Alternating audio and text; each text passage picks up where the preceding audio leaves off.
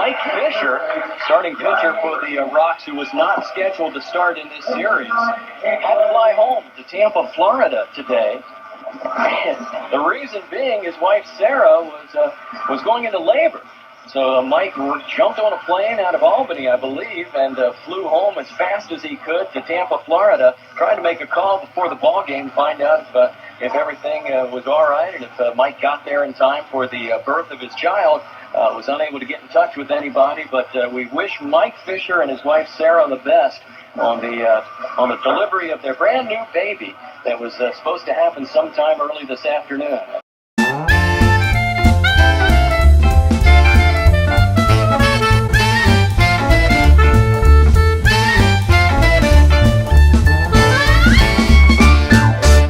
So the Rox had taken 2 out of 3 at home against the very strong Quebec Capitals, despite Carlos Rosario hurting his leg and being unable to start the series finale.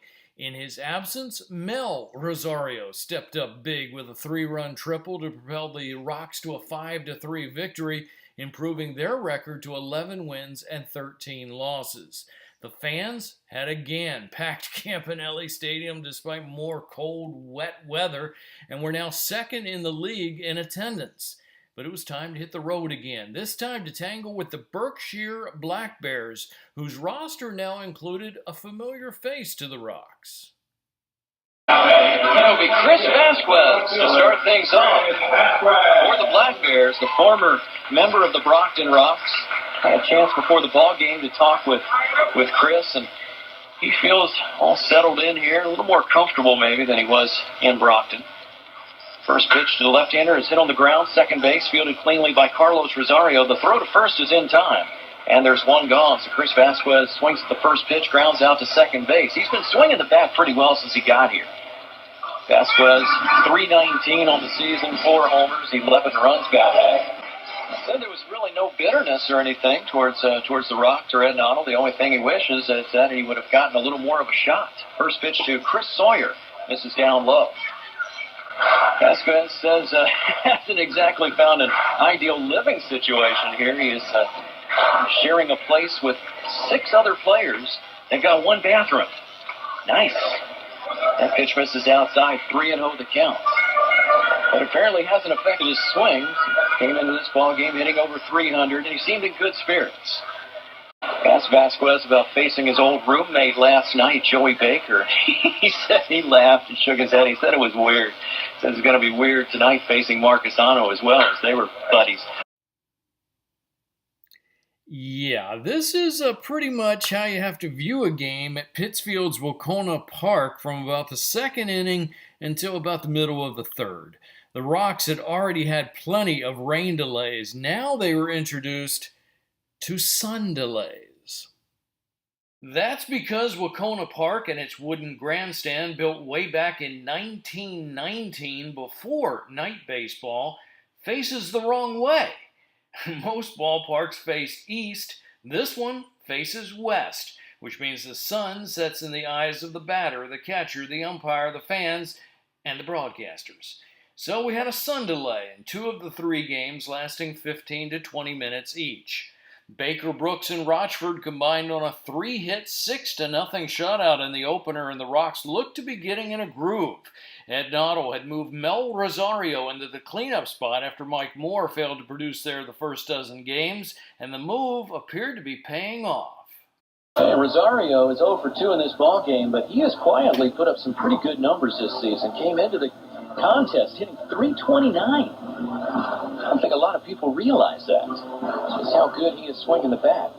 Maybe fooled a bit because he's in the cleanup spot, and he's not going to hit a whole lot of home runs for you. Rosario, more of a line drive hitter, but he's in the cleanup spot because really Ed Nottle hasn't found that big bopper yet at the plate. 0-1 pitch, misses inside, and the count evens at 1-1. That was supposed to be Brooks Kieschnick's role on this team, and we all know that story. Kieschnick brought in here to be a DH/pitcher, and he is serving as a DH/pitcher, but he's doing it for the Charlotte Knights, a AAA affiliate of the Chicago White Sox now. Okay, you may want to take notes here. The opposing team was called Berkshire. They played in Pittsfield, and our hotel was in North Adams, which was about a 35-minute bus ride from the ball field. But I liked it. A quaint, clean little town, very artsy, some nice little restaurants that I ate at by myself. The Black Bears front office left a lot to be desired from a broadcaster's point of view. They usually failed to provide the coaches or me with complete updated stats like a home team is supposed to do. A visiting radio was put way up on top of the ballpark, accessible only by ladder through a trap door to the roof. When you're lugging 2 heavy bags of equipment, that is a bit of a challenge. So after road games, while the players were down showering in the locker room, I would call the Enterprise newspaper, give them a verbal recap, and answer any questions they might have for their game story. I would type a game summary on my laptop for our website, and then I would pack up my laptop and the radio gear and try to get to the bus quickly so I wouldn't hold up the ride back to the hotel. So in Pittsfield, I'm up there typing, and all of a sudden, click, everything goes black. They turned off the stadium lights, including the lights on top of the ballpark. I am in pitch darkness up there. Can't see to type, so I started packing up my my laptop. There's nobody else up there. I get as much of the radio gear as I can see into my bag, and I start crawling on all fours across the plank on the roof to try to locate the little trapdoor. So I reach down, I find it, I reach down and I drop my cell phone into the dark abyss, and I'm looking down, and fortunately back then cell phones were kind of like bricks, it didn't shatter on impact. I reach down my leg to try to get onto the ladder, I miss a rung and nearly fall down and break my neck. So by the time I got back to the bus, I was a little hot. I tossed down my gear, and I'm making a beeline for the office. Was not a happy camper. Unfortunately, Ed Noddle saw just how angry that I was, and he convinced me to get back on the bus and promised that he would call the league office on my behalf and complain, which I appreciated. And then if I remember right, he handed me one of his Coors Lights and said, "This will make you feel better." So thank you, Ed. Otherwise, I would probably be telling this story from prison. Now, I did like the Black Bears field manager, George Boomer Scott, who drove in more than 1,000 runs in his 14 seasons in the major leagues. We were on the field watching Mike Moore take batting practice, and I mentioned to George how frustrated Mike was about his all-too-frequent strikeouts. Boomer asked me, "So what do you see in his swing?" Wait a second. This 3-time All-Star who had won a Triple Crown playing for Pittsfield as a minor league ball player was asking me for my opinion on a player's swing. Pressure, anyone? I mean, I stammered, well, his swing looks pretty long for a pull hitter. Exactly, Boomer said. He said he needs to shorten his swing, hit line drives, the strikeouts will drop, the average will rise, and the homers will still come. Ironically, Mike played that night as if Boomer had coached him. Moore last night was 1 for 3 with 2 walks. 0-1 pitch. Swung on, drilled into center field. Goodwin giving chase. It's out of his reach. That's going to score 2 runs. Moore around first, headed for second. Putting on the afterburners, digging for third. Here comes the throw, and Moore slides in head first with a 2-run triple. The Rox have tied the ball game 3-3.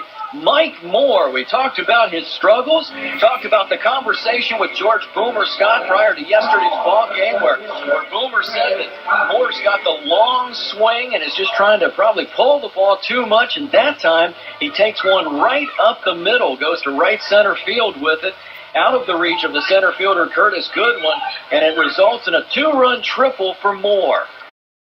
Moore reached base 4 times that night and did not strike out once, helping Brockton to a 9-4 win. The Rox had their first 3-game winning streak of the season, climbed back to 500, and were very much back in the race.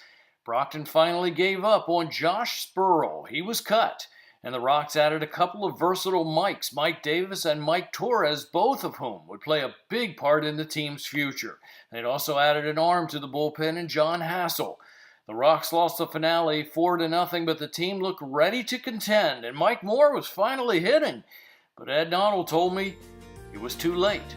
They were releasing Moore after this road trip, the decision already made. Be sure to click the subscribe button to follow my wild and wacky journey with the Brockton Rox, because more episodes are on the way. Thanks for watching.